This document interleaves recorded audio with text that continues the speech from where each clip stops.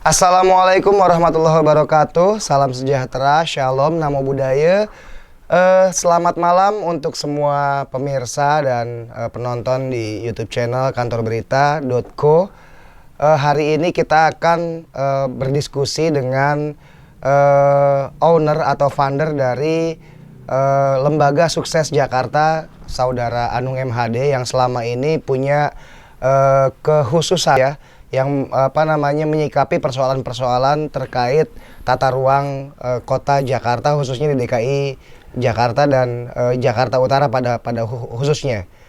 Jadi apa saja yang jadi persoalan dengan persoalan tata ruang ini, bagaimana regulasinya, karena ini menurut saya sebuah sengkarut ya, jadi sebuah benang kusut yang memang agak sulit diurai karena ini sudah akut dan sudah puluhan tahun terjadi, sehingga kita juga bingung dari mana mengurai benang kusut ini, karena bicara pelabuhan itu menjadi salah satu devisa terbesar untuk bangsa ya, bukan hanya Jakarta tapi juga untuk bangsa Indonesia secara umum, karena bea cukai, semua pemasukan pajak dan peti kemas, ekspor impor itu semua berasal dan bermuara di pelabuhan Tanjung Priuk yang selama ini dinaungi oleh PT Pelindo. Oke, kita sapa Saudara Anung MHD dari Lembaga Sukses Jakarta. Selamat malam Pak Anung, Saudara Anung ya? Iya, Saudara Bapak nih? Bapak-bapak belum?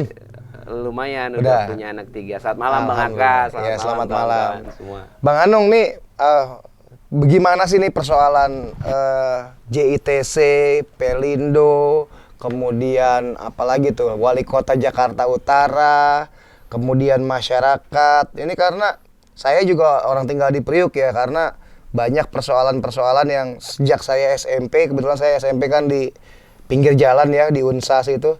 Hampir setiap hari saya ngelihat orang ketabrak kontainer, kesenggol lah, dan nggak jarang yang ketabrak itu pasti mati gitu. Jadi dari saya kecil, dari saya SMP itu saya sudah menyaksikan, dan hingga saat ini fenomena tersebut masih sering terjadi gitu. Artinya apa sih ini persoalan yang sangat substansi, mendasar, dan harus dicarikan solusinya segera, karena kalau tidak ini yang menjadi korban kan pasti masyarakat yang tinggal di Jakarta Utara. Mungkin masyarakat yang tidak terkena atau tidak menjadi korban acuh nggak acuh ya. Tapi buat orang-orang yang selama ini sudah menyaksikan atau bahkan keluarganya jadi korban, itu kan jadi persoalan dan problem besar gitu. Nah, ini tidak pernah dikritisi, tidak pernah disikapi, dan tidak pernah dijadikan sebagai sebuah persoalan sosial oleh pemerintah. Padahal ini juga sebuah kekhawatiran yang begitu mendasar ya. Mungkin Bang Anung bisa membuka data statistik atau apa yang bisa kita bedah. Mungkin kita dari awal, apa yang menjadi penyebab sengkarut ini terjadi, benang kusut ini?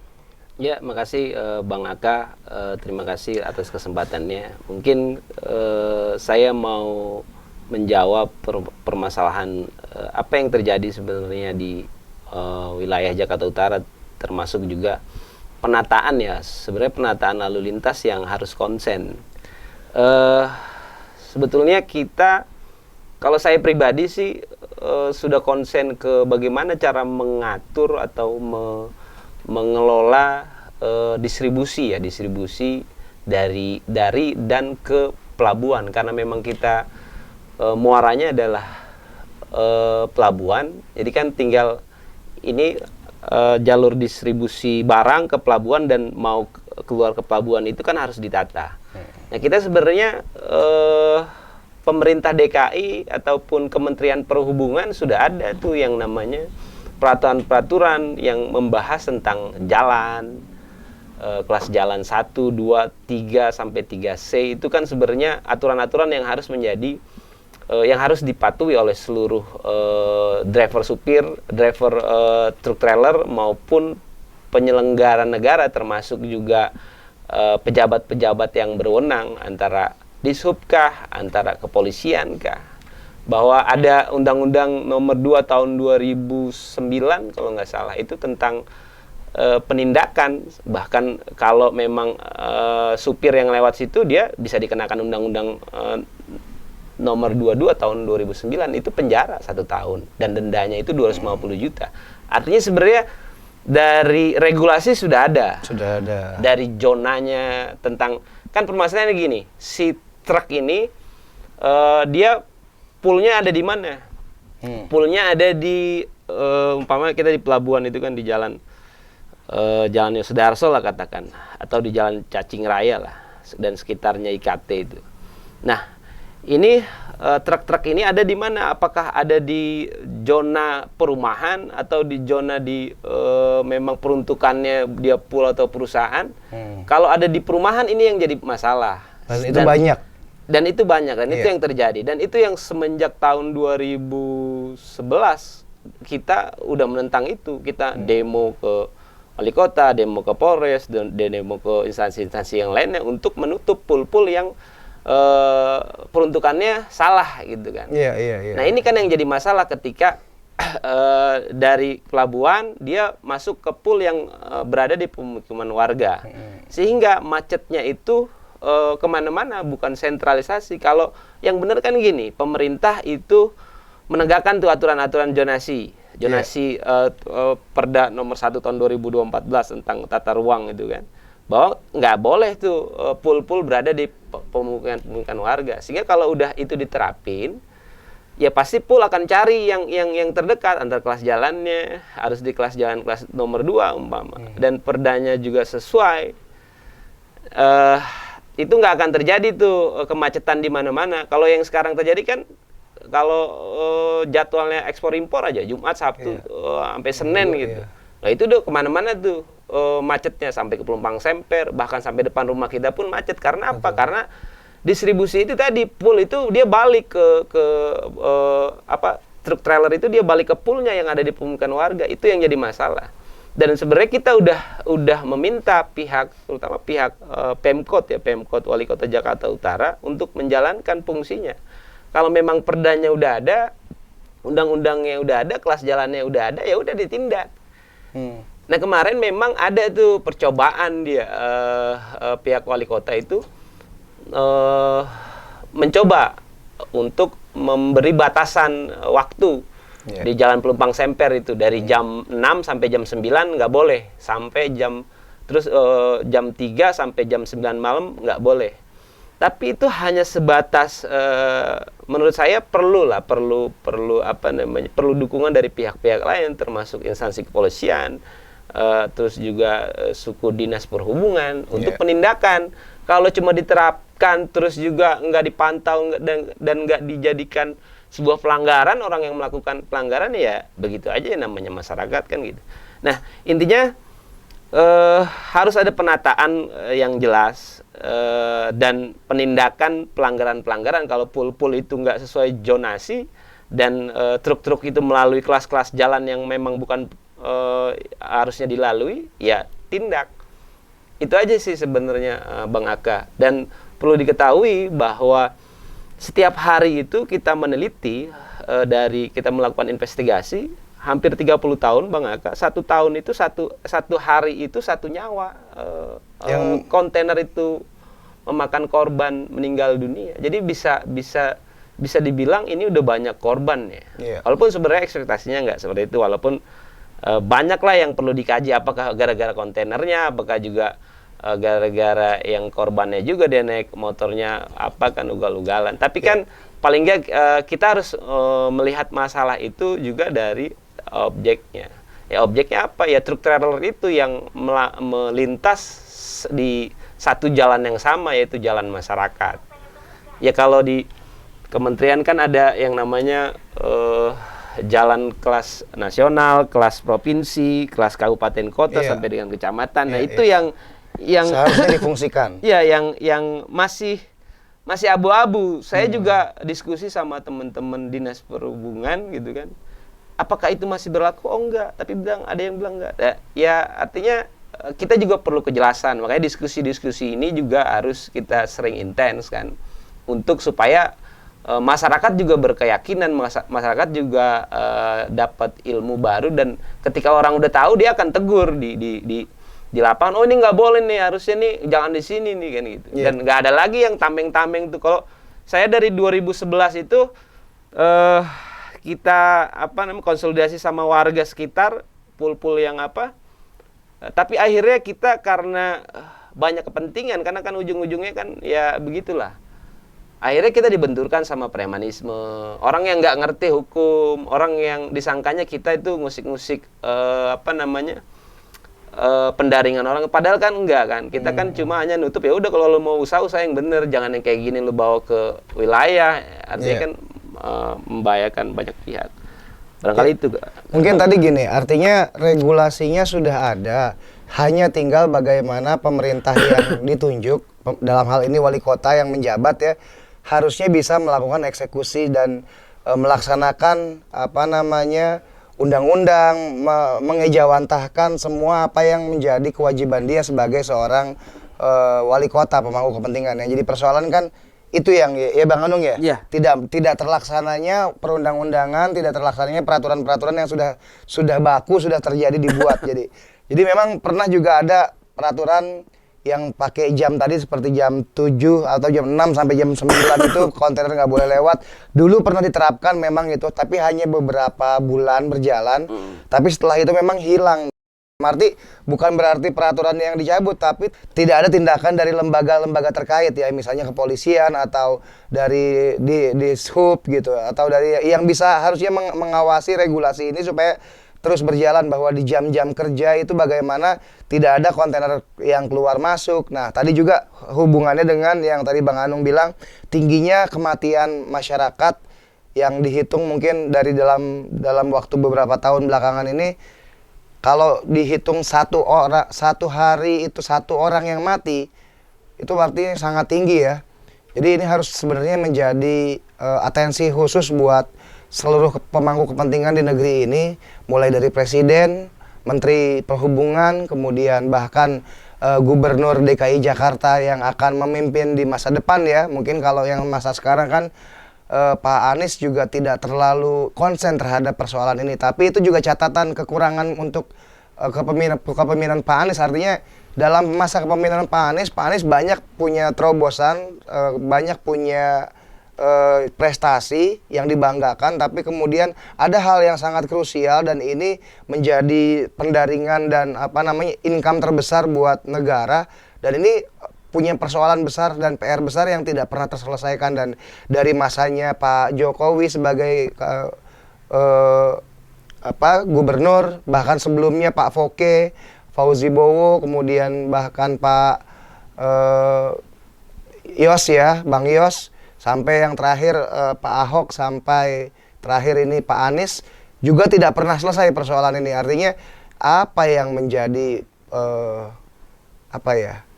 apakah sekuat itu karena saya dengar Pak Anung ini kan pernah juga ada upaya-upaya tanda kutip suap ya, untuk membungkam gerakan-gerakan yang dilakukan oleh ini. Jadi bahkan ada tindakan-tindakan represif dari aparat.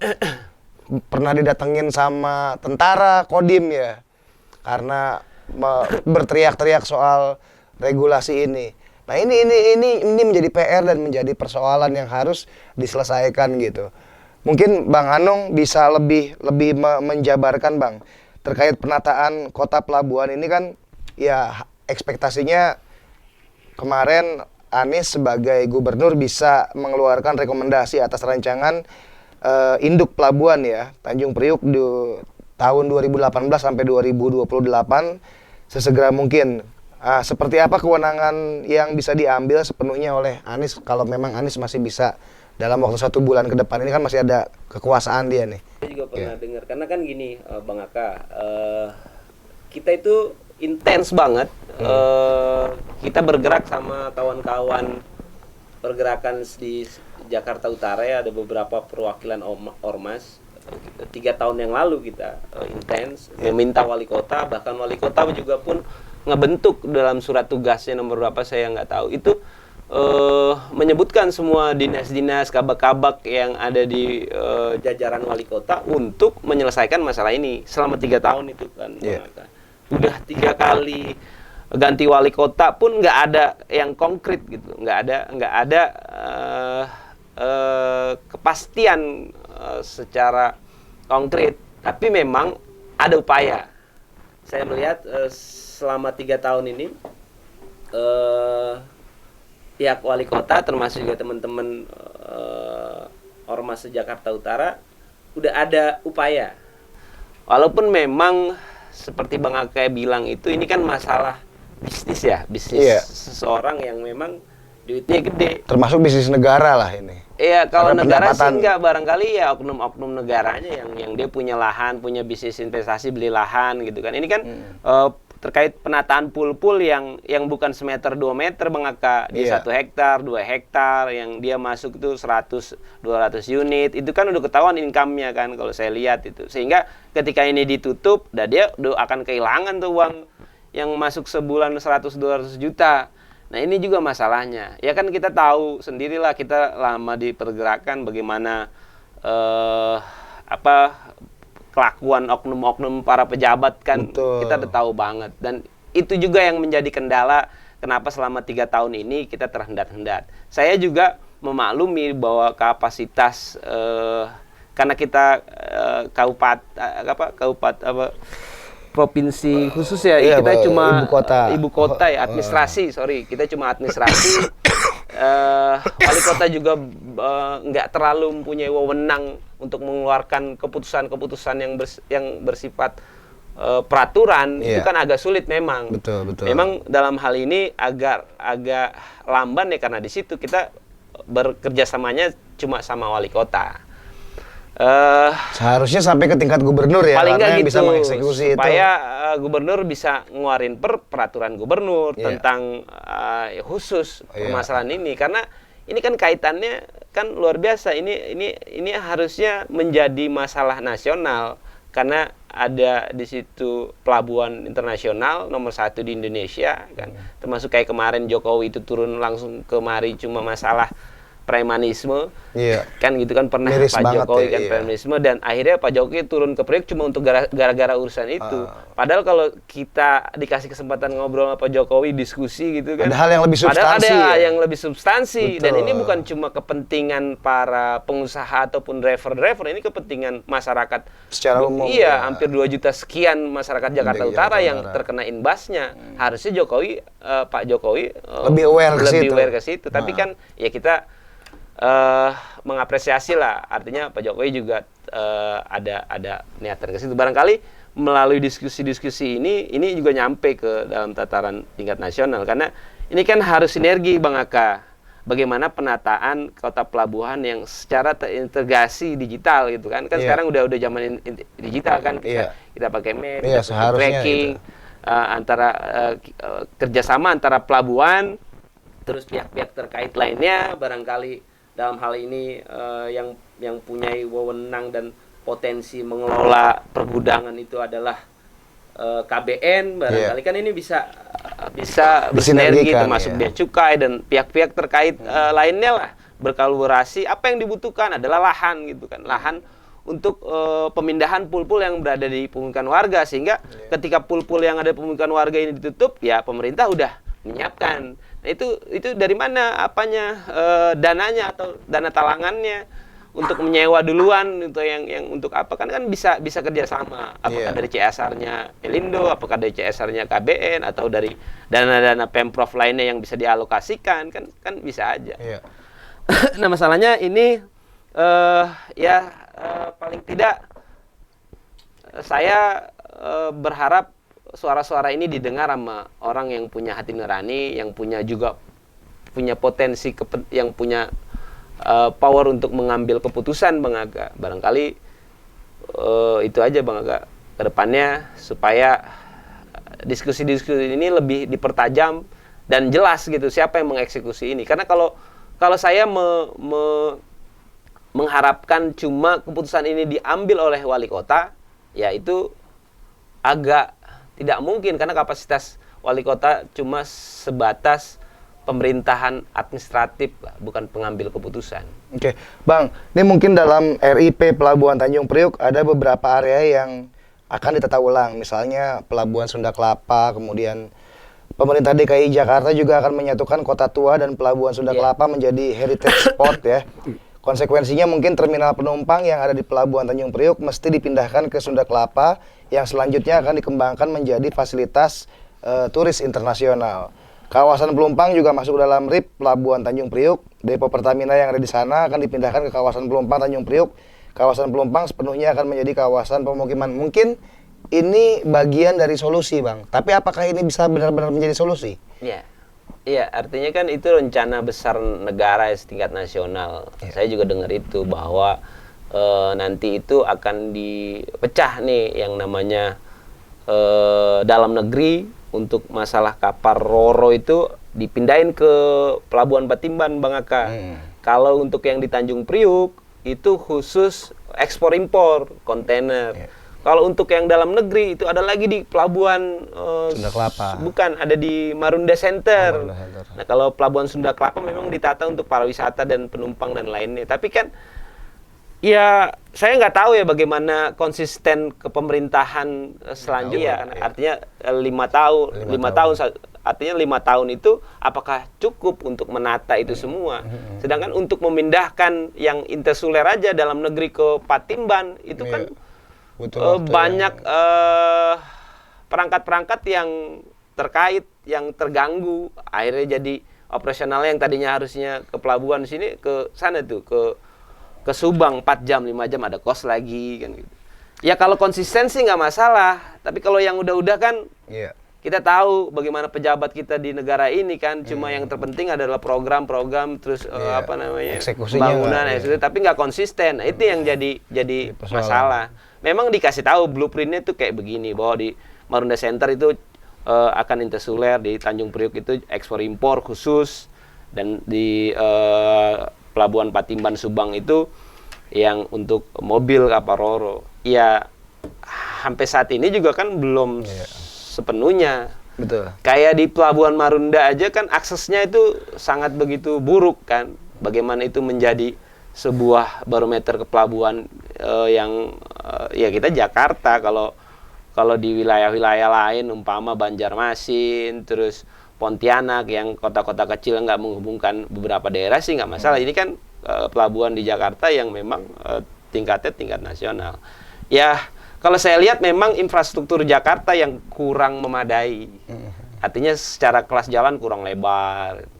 Nah saya juga nggak tahu itu kan kapasitas Kementerian PUPR barangkali kan, dan itu makanya kita banyak diskusi-diskusi supaya ini terdengar oleh orang-orang yang punya pengambilan keputusan, Bang Aka. Tapi ini memang sangat menyedihkan loh kalau memang tingginya angka kematian 1 orang 1 hari, kemudian memang kemacetan yang sangat crowded itu di setiap weekend ya, pokoknya udah hari Jumat sampai hari Senin itu Tanjung Priuk itu mau jam 2 malam aja macet itu di mana-mana, dan itu sampai hari ini masih terjadi gitu. Artinya memang dibutuhkan ketulusan dari para stakeholder, khususnya para pejabat terkait seperti Dinas Perhubungan, Pelabuhan, kemudian pemerintah di tingkat provinsi, ya semua stakeholder yang harusnya mendukung dan bisa mengeksekusi regulasi yang sudah dibuat sebenarnya gitu. Karena bagaimanapun juga, ya itu dia tadi, ketika bicara ekspektasi pasti akan indah dan sangat membuai orang bahwa itu sebuah harapan yang sangat dicita-citakan ya, tapi bicara realitas selalu jauh dari apa yang menjadi ekspektasi. Kan gitu ya Bang ya? Iya, betul. Kalau bicara ekspektasi selalu tinggi, selalu enak, selalu indah didengar, kayak surga lah kita dengarnya gitu. Indah banget penataan ini, tapi realitasnya tetap aja setiap hari masih ada orang yang mengerikan loh kalau pernah melihat orang kelindes kontainer.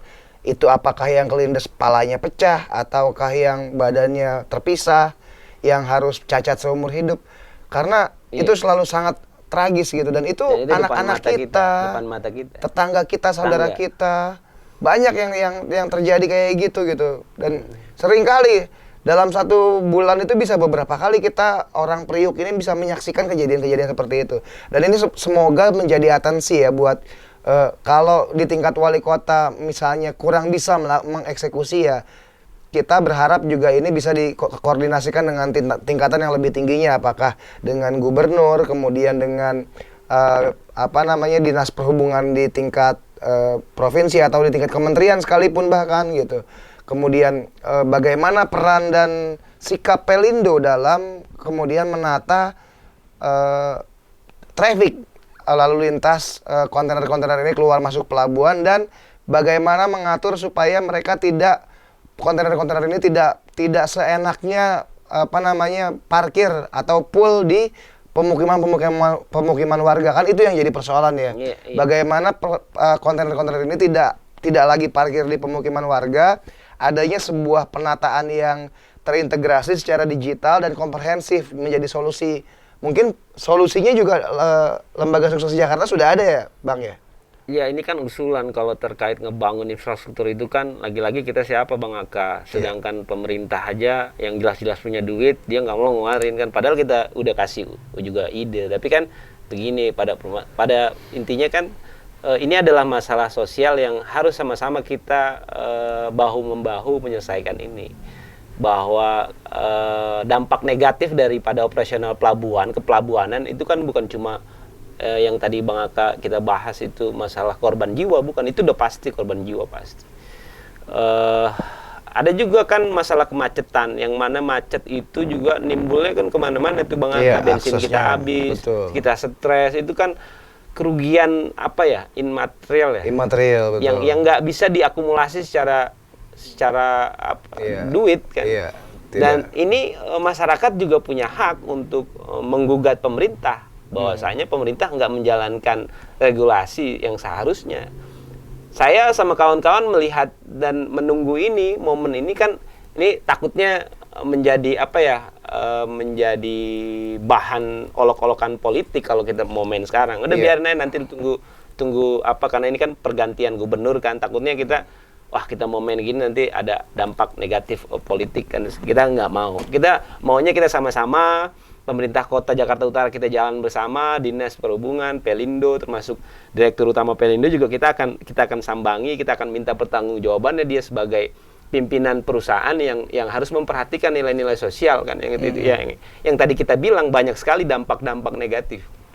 Dan jangan sampai yang punya kepentingan yang main duit, yang nyari duit di situ aja dia ngerasakan manisnya, tapi kita dikasih pahitnya. Nah itu kan nggak adil, nggak fair. Kalau kita juga sebagai masyarakat punya hak juga, kita punya bayar pajak, kita punya kepentingan yang lain-lain, kita juga warga negara yang baik. Ayolah, ini masalah kita juga bukan track juga bukan mau nyalain pemerintah, tapi ayo sama-sama gimana? Sama-sama mencari solusi ya. Iya. Barangkali Bang, bicara Pelindo mungkin Bang, dari kacamata Pelindo 2 ini kan mungkin selaku badan usaha pelabuhan, rencana induk pelabuhan 2018 sampai 2028 menjadi entry point untuk mengusung konsep Port City bagi pelabuhan Tanjung Priuk. Dalam konsep ini, pelabuhan peninggalan Belanda ini akan menjadi pelabuhan cerdas atau smart port, terintegrasi dan berkelanjutan. Sejauh ini bagaimana sikap Pelindo terhadap masyarakat di sekitar? Apakah sudah ada sosialisasi atau pembicaraan dengan perwakilan warga seperti Ormas atau lembaga-lembaga terkait gitu ya? Kalau itu saya dengar memang kan melalui forum-forum, tapi ya dia hanya mengeluarkan single ID yang berupa gitu, yang itu dikasih ke supir atau truk itu untuk masuk gitu kan. Ya artinya dia hanya memikirkan di area kepelabuhanan aja, di luar pelabuhan barangkali Pelindo nggak sampai ke sana. Makanya nanti kalau memang ada kesempatan kita sambangi direktur utamanya, kita diskusi. Mungkin kita undang juga dari pihak Pelindo sini. Kita diskusi, artinya bagaimana kalau memang itu diadakan ID ID kayak gitulah. ID akses itu tadi ya. ID akses ya coba dipikirin kemana ini si truk-truk itu habis masuk terus kemana dia. Apa dia parkir pinggir jalan kan ngeganggu. Nah, Pelindo juga bisa mengait-ngaitkan nanti ketika kalau memang konsepnya dan kita udah sepakat kita membangun sebuah barangkali terminal truk trailer yang memang terintegrasi antara Pelindo dan bea cukai gitu kan. Kalau udah satu sistem terintegrasi secara digital ini kan udah enak kita. Kir ada di situ, pengontrolan, drivernya harus sesuai dengan umurnya, kan nggak ada lagi yang kecil-kecil tuh. Betul, yang usia-usia 14, 15 tahun. Kalau kita, Bang Aka, kita sekarang malam kita berhentiin itu konten itu orang masih kecil-kecil tuh, 14, 15, bagaimana ceritanya dia nembak. Nah, itu kan negara kita kan kayak gitu kan. Yang penting ada duit jadi SIM. Kayak Bang Aka aja nggak ada Iya, bisa kan? Yang cincai penting lah duit. semuanya, Nah iya. itulah makanya penyakit kita itu sebenarnya penyakit daripada kompromi kejahatan Bang Atta. Iya. Makanya hal-hal ini terjadi ya sebenarnya penyakit masyarakat juga jangan salahin pejabat. Kalau pejabat dikasih duit siapa yang nggak mau, orang jin aja dikasih duit mau kan gitu kira-kira. Gitu Jin Bang masih Atta. doyan duit berarti ya. Ya Iya. mungkin ke depan kita akan mengembangkan ya isu ini menjadi sebuah bola salju yang menggelinding semakin Iya, besar. iya, Kita berharapnya iya. seperti itu. Kita akan mendatangi pihak Pelindo, bahkan kalau boleh kita akan mengundang ke studio kita Iya, iya. dari pihak Pelindo, dari Bapak Wali Kota Mantap yang itu, terhormat, kemudian semua pihak-pihak terkait supaya kita bisa sama-sama merumuskan dan mencari solusi yang bukan sekedar wacana tapi benar-benar bisa dieksekusi sehingga menjadi solusi yang indah Iya, ya, betul-betul sesuai ekspektasi masyarakat. Ya, Pembahasan yang selama ini dilakukan ini oleh Abang sebagai lembaga sukses Jakarta, apakah hanya sendiri atau ada beberapa lembaga lain atau ormas atau apalah yang menjadi representasi warga di Jakarta Utara ini untuk membuka dampak negatif bagi masyarakat sekitar pelabuhan?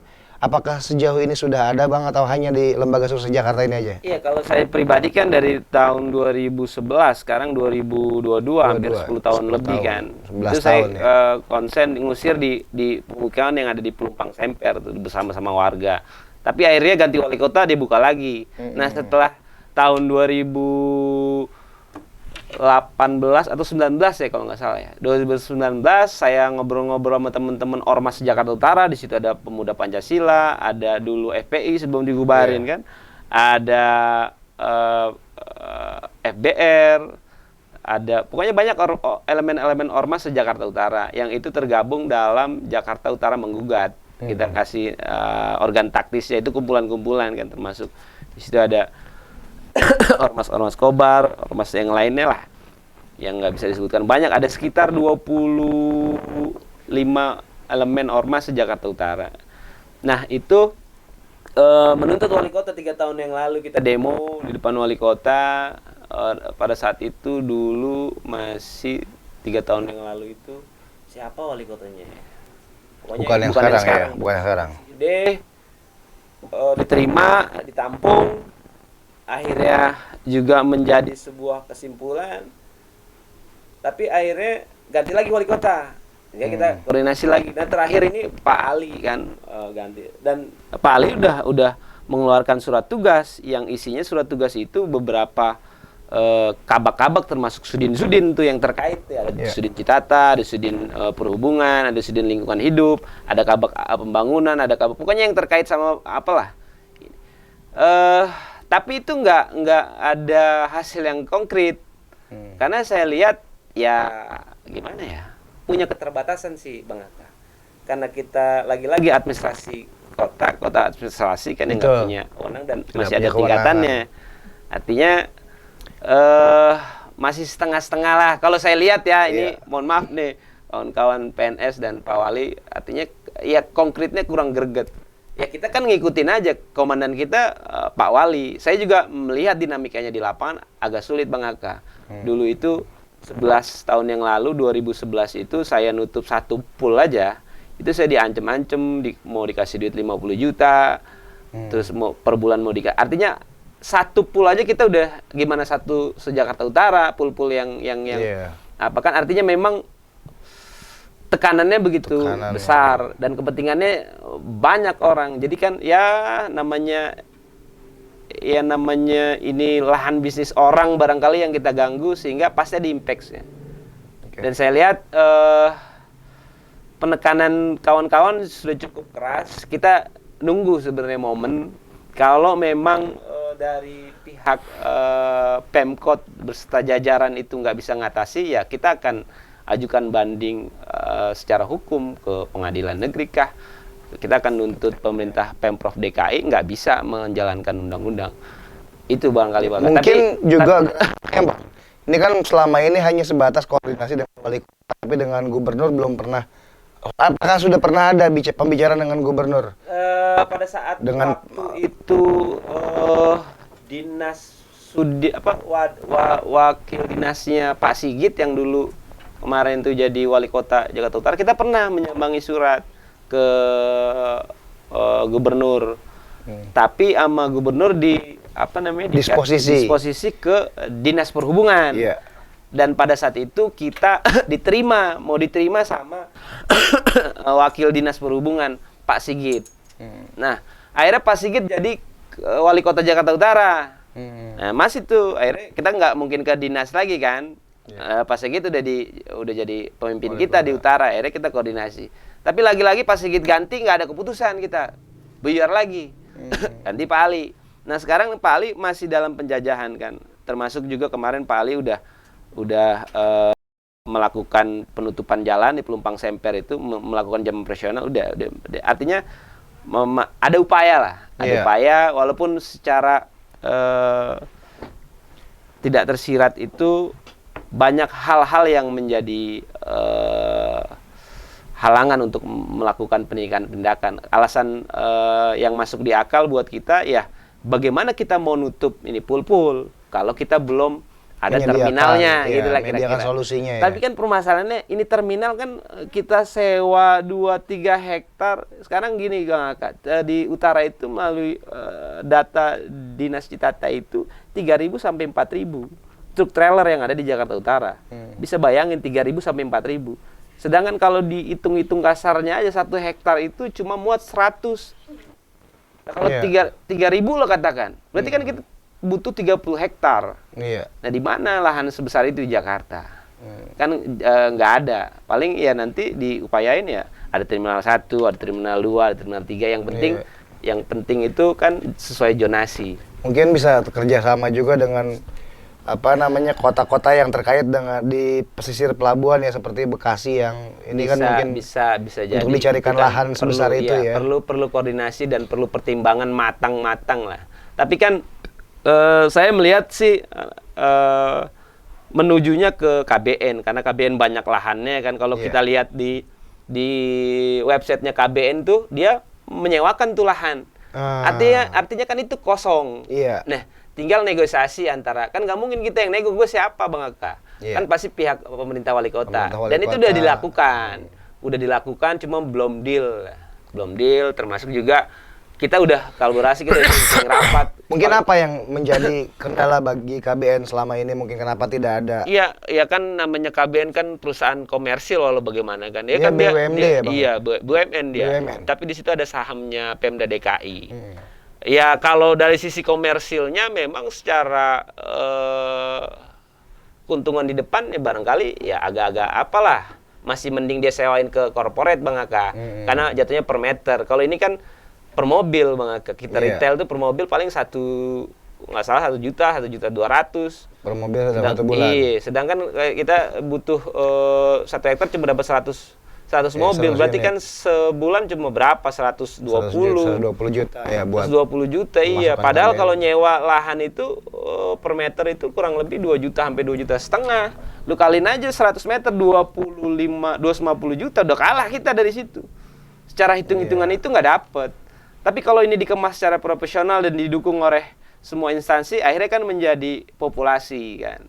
Ada lahan bisnis di situ. Artinya ini menjadi manfaat gitu loh. Tertata, ada bisnis baru, ada cara pengelolaan tata kelola pelabuhan yang baru dan terintegrasi ya. Terintegrasi secara digital. Ini kan menjadi momentum perubahan yang sangat luar biasa. Ya mudah-mudahan diskusi ini kita didengar sama para pengambil keputusan yang lebih tinggi, barangkali DPR RI kah, atau Kementerian Perhubungan kan, atau bahkan Jokowi kan, mudah-mudahan aja. Ya mungkin ini masih banyak yang bisa kita gali lagi dari Bang Anung, tapi kemudian lagi-lagi selalu terbentur dengan kebijakan, dengan regulasi, dengan bukan pemangku-pemangku kepentingan yang berkait yang seharusnya kita undang, kita hadirkan atau kita mintai pendapatnya ya Bang ya. Jadi kita berharap ke depan kita akan melakukan tindak lanjut pengembangan, apakah kita bisa berdiskusi dengan pejabat dari Pelindo, kemudian dari wali kota, dari gubernur, dari Kementerian Perhubungan khususnya gitu. Bahkan kalau bisa Presiden juga memberikan atensi khusus terhadap persoalan yang sudah mendarah daging ini, sudah mengakar, sudah puluhan tahun persoalan ini terjadi dan tidak pernah ada solusi yang konkret. Pernah ada solusi tapi hanya bisa dieksekusi di beberapa bulan kemudian hilang begitu saja gitu. Jadi ini diharapkan adanya konsistensi lah dari pemerintah untuk bisa mengawal terus regulasi yang memang sudah dibuat gitu. Bagaimana kontainer-kontainer ini tidak menjadi benang kusut, tidak menjadi kemacetan, biang kemacetan, kemudian juga bisa memberikan manfaat khususnya buat warga daerah Jakarta Utara yang memang selama ini rumahnya dilewatin kontainer banyak debu, kemudian belum lagi yang tetangganya, anaknya, adiknya, orang tuanya ketabrak kontainer. Yang kayak gitu itu persoalan yang akhirnya karena ini sudah terjadi puluhan tahun sehingga kita menganggap hal tersebut lumrah, padahal itu hal yang sangat menjijikan, hal yang sangat tidak manusiawi, sangat rendah sekali moral pejabat pemerintah ketika menyaksikan hal-hal seperti ini terjadi. Dan ini harusnya menjadi atensi khusus buat para pejabat dan para pemangku kepentingan agar hal ini tidak terjadi lagi. Itu saja mungkin Mang Anung, terima kasih waktunya. Makasih banyak. Selamat malam. Selamat malam. Dan demikian podcast kita dari kantorberita.co. Semoga kawan-kawan bisa terus mengikuti perkembangan berita terkini di website kantorberita.co. Terima kasih. Wassalamualaikum warahmatullahi wabarakatuh. Selamat malam. Minum Bang. Ayo Bang, silakan.